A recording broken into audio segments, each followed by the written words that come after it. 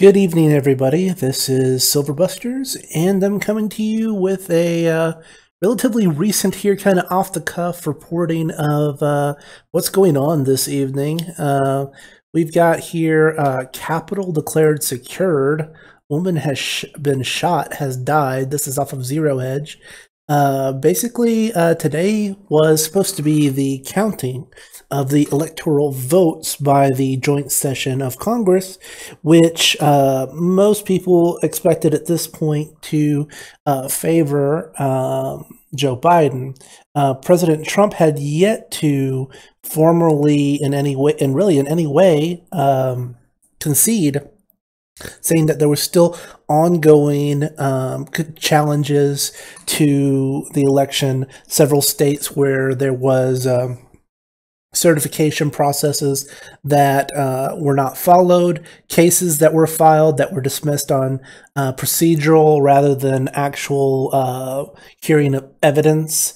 And so we have this kind of circumstance where the election has been, in the minds of many people on the right, the election is not being taken seriously, that the allegations of fraud were thrown out on procedural terms rather than actually looking at the various elements of proof here. And what it comes down to at the end of the day is that holding a valid election and eliminating potential for fraud and risk is a very low bar. It's something that we were able to do in the 17 and 1800s. You know, you get a big metal box with a lock on it. You have a couple of people from each party watch that box like a hawk. You have people fill out paper ballots, and you have those people directly put their choice into the locked metal box that is being watched by multiple people of both parties. And like I said, then when the votes are counted, you have the same level of observers on both sides working to count the votes at the local polling places or the county level, whatever level you're doing the counting at. Have multiple observers on both sides. Basically, this very low bar that we've been able to hit for decades and centuries, honestly, at this point, is apparently no longer able to be done.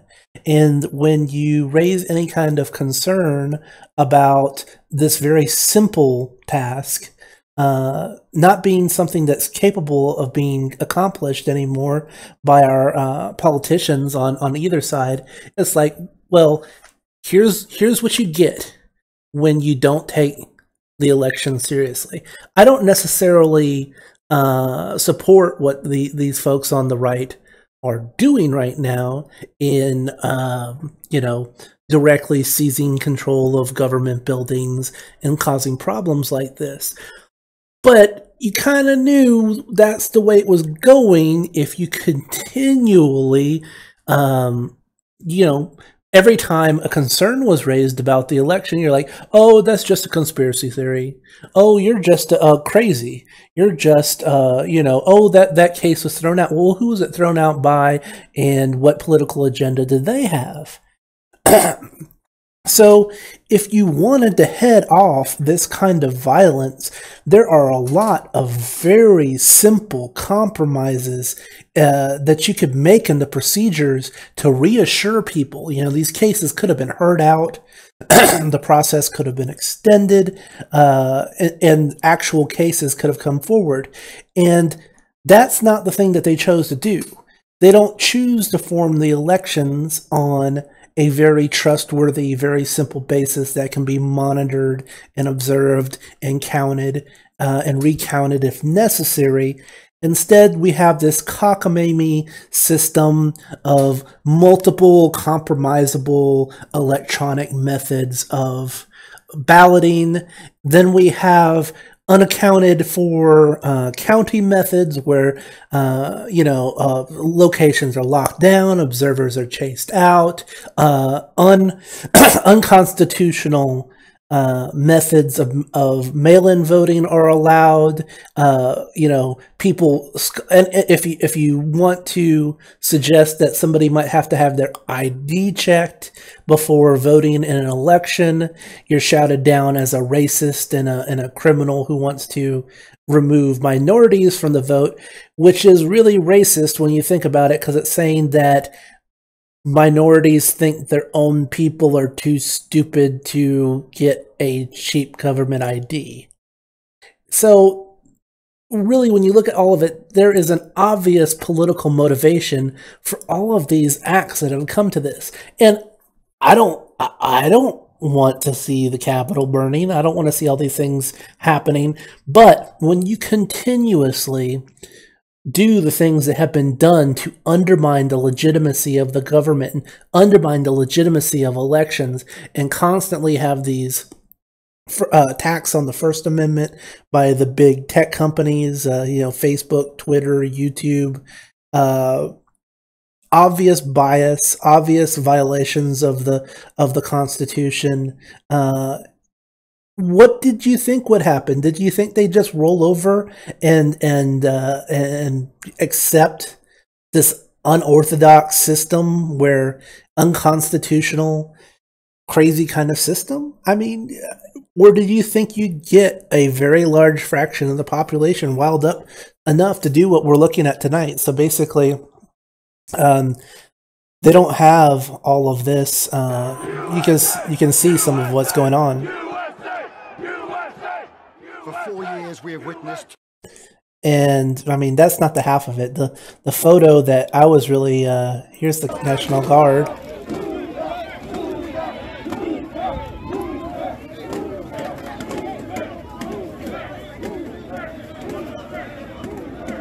Yeah, neither of these scenes look particularly. The one that I saw was actually inside the Capitol, and you had two men with pistols drawn, looking at protesters through a piece of battered door, and looking like ready to shoot anybody who is going to actually enter into the chamber.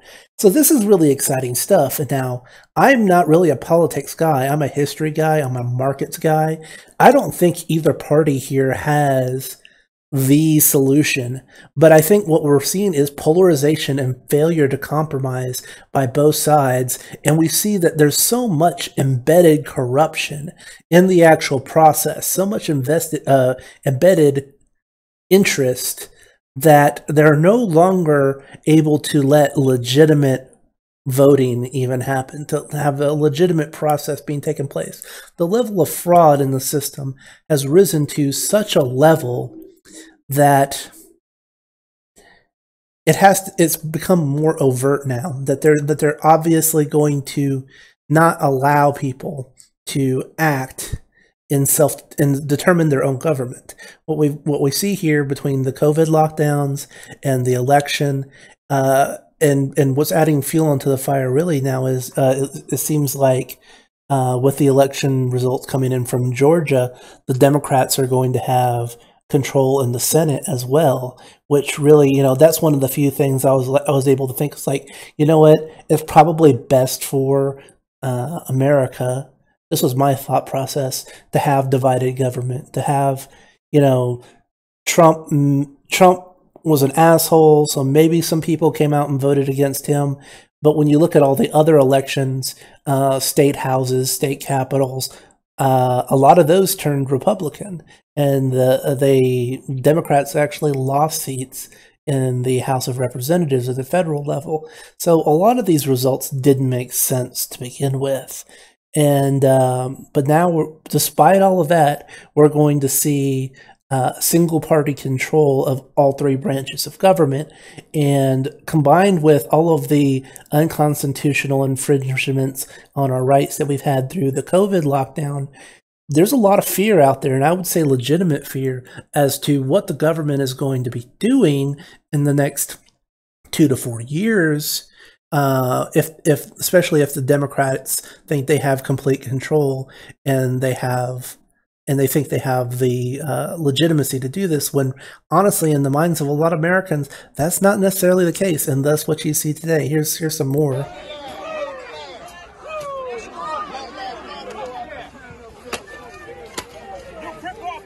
I mean, and obviously, I mean, this is anger towards the mainstream media, who that is obviously not really taking any effort to conceal their bias through this entire election season. That there is an establishment, there is an establishment view, left wing establishment that that they support on in a un.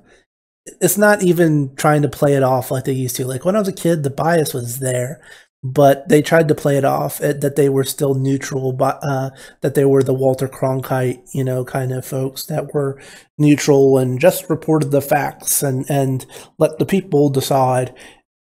That's obviously not what happens anymore when you listen to mainstream media. You're going to get a narrative, a politically driven narrative that supports specific groups for specific reasons. And so that's the kind of anger you see here, where people are smashing cameras that they have apparently been able to destroy from get away with somebody. But yeah, crazy times today. And so really, this is, from a historical perspective, this is a kind of late stage Roman Empire falling kind of events here, that no matter the outcome from this, whether it results in a delay in Biden becoming president, Trump holding on to power somehow, it's not a good sign for our country. And like I said, I don't think anybody has clean hands in this situation. That it's devolved so far. Interest groups have dissolved, taken so much control, and are so corrupt in their actions that this is the expected outcome. This is not unexpected in any way. When you treat people the way they've been treated over the last year, this is the result. And if you and it was easily avoidable if people played by the rules. But people on the left don't want to play by the rules. They want to have their way or the highway, and don't want to look into any of the counterclaims. They just want to shout down people as racist, shout down people as conspiracy theorists, and this is the result. But you know what? The markets are a lot more honest than the left-wing media is. If we go and look at what has been going on in the precious metals markets, here we've got silver up over $27 an ounce, and really just a few days ago, I believe it was at a 25 handle. Gold is up to 1927, and I believe it was down at an 18 handle just a few, oh boy, advertisements. Let's see if we can get rid of this and get to the charts we were looking for. Da da da da da. And close. I want live. There we go. There we go. So we're going to look at the silver chart real fast. A little bit of a historical silver chart. So yeah, here is, there's right before Christmas, 25. Here's kind of early December. So less than a month ago, we were dealing with a 23 handle on silver, and it's already back up to 27. And that's really knocking on the door of the recent highs that we got near 30 in the run up after the whole COVID debacle. And let's take a look at gold. Gold is something similar. Back here in a trough, we had a 17 handle, 1778, back in late November there. And as we can see again, it has taken off, and it's not quite near as close to as, I mean, it's up there, but basically we've seen the market is a clear indicator of how people really feel about the situations. They'll get on TV and lie about it. What you get on the news is propaganda. But where people put their money, on the other hand, that's when you can see, are they afraid or are they confident? And a higher gold price and a higher silver price means people see bad days coming, they see bad things happening, they see more money being printed without actually anything backing it in terms of productivity increases that might keep prices under control. So we're seeing more and more scary kind of end of empire style results. And this is going into this whole narrative of the Great Reset. So what is a Joe Biden presidency with complete control of Congress going to look like? You know, what constitutional rights does he want to strip away? How many people does he want to pack onto the Supreme Court? Will there ever be free and fair elections again? Or will every election now, if you raise any kind of concerns about fraud or illegal votes or illegal have any kind of questions about the counting process, are you just going to be shouted down? And as a conspiracy theorist and a racist, if you have legitimate concerns about the functioning of your democratic republic, that's not a functional system. So basically, we're heading into some sort of end phase of the current economic and historical period of time where, you know, officially you may be free, and officially you may have rights, and officially you may have the right to speak, the right to bear arms, so on and so forth. But the mechanisms in government that would actually see those things upheld, like elections, the judicial system, the prison system, we're going to see all of these things only work selectively for selective groups of people. So if you're an Antifa terrorist, you can be bailed out by, you know, Nancy Pelosi's political campaign, or a special slush fund that they have set up for domestic terrorists that they can bail out. But if you're a right-leaning person engaged in some kind of civil disobedience, well, you're going to get the book thrown at you, right?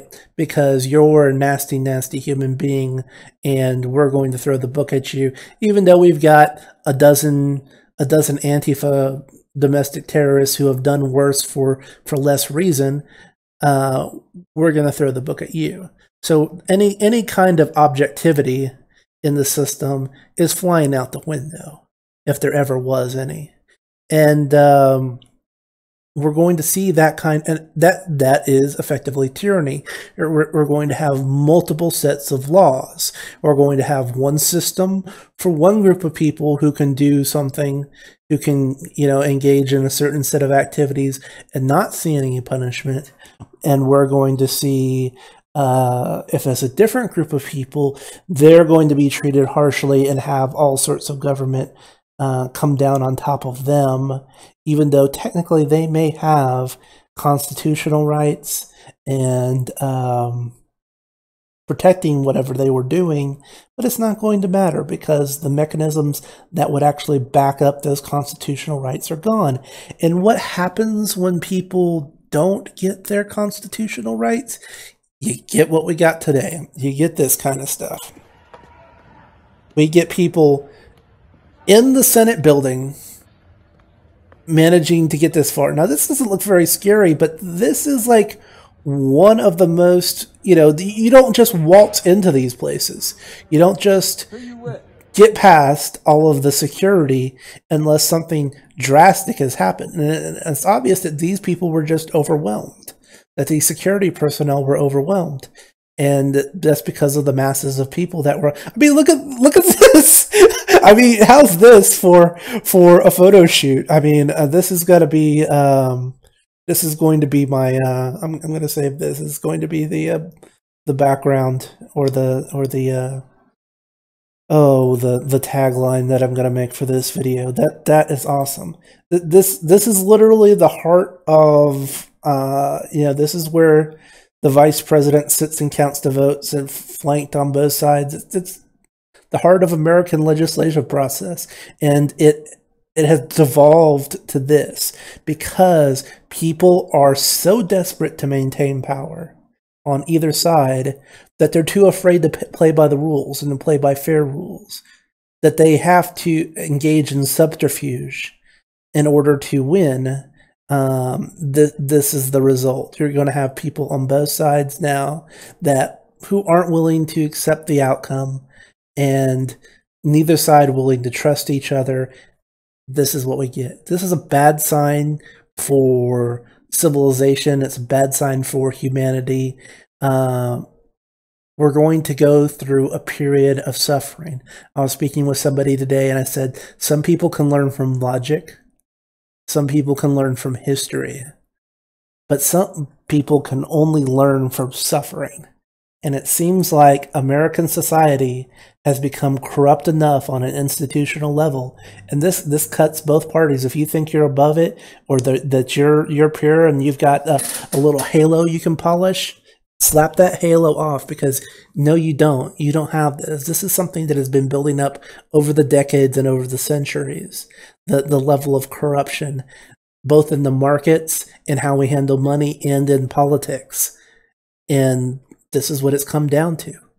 So my suggestion would be for you not to engage in organized kind of shenanigans like this, whether you're left-leaning or right-leaning.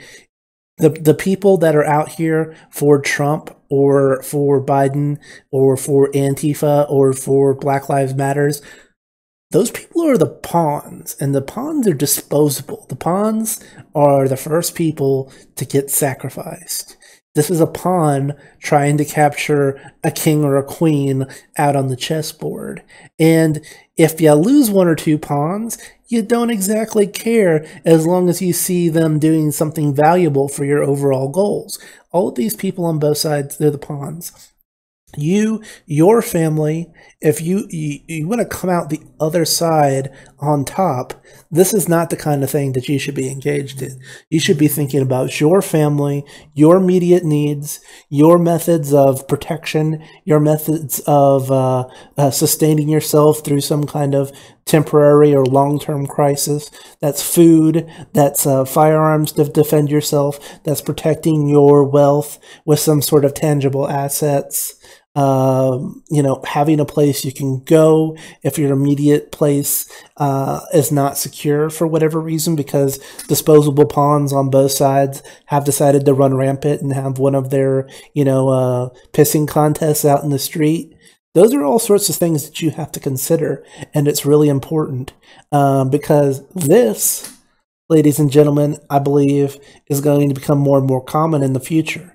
And there's nothing in my mind to indicate that we have gone through enough, that people are willing to compromise, that people are willing to come back and play by the rules and have an actual constitutional system that doesn't silence people, that doesn't manipulate people, that doesn't propagandize, that doesn't manipulate markets, that doesn't manipulate elections. All of these things would be very easy to accomplish if there was the will to do it. But there is so much fear. There's so much fear to hold on to what power they have in these corrupt levels of government and corrupt markets. We've got central banks printing money like they're banana republics. We don't have any legitimacy left. We don't have any real established economy. We don't actually get paid for what we produce anymore. All of this is nonsense, fake. It's an artificial system that has disconnected so far from reality that this is what we have gotten to, and we deserve this. We deserve to reap what we sow. This is the America that we've become, and you think you're not responsible? No, you are responsible. You're part of this. You have supported somebody that has pushed it to one extreme or to the other extreme in this polarization, and this is what you get. And you could have predicted it. You could have predicted it. I suggest you back off if you're doing any of this kind of stuff. Think about your family, what you're going to do to get through these hard times, because this isn't going to accomplish anything. I really don't think so. I think Biden's still going to be president. I could be proven wrong. I could be proven wrong, but that doesn't look like it at this point. I'm going to go back and see if there's going to more live feeds on this stuff. I may come back to you this evening with more information, but I would say stay off the streets. And if you haven't already thought about what you need to do to protect your family from these increasingly chaotic times, now would be a good time to do it. You can go back and watch some of my other videos, and it might give you an idea of what kind of stuff you can do with your limited time that you may or may not have left. This is Silver Busters signing off. Hope all of you stay safe.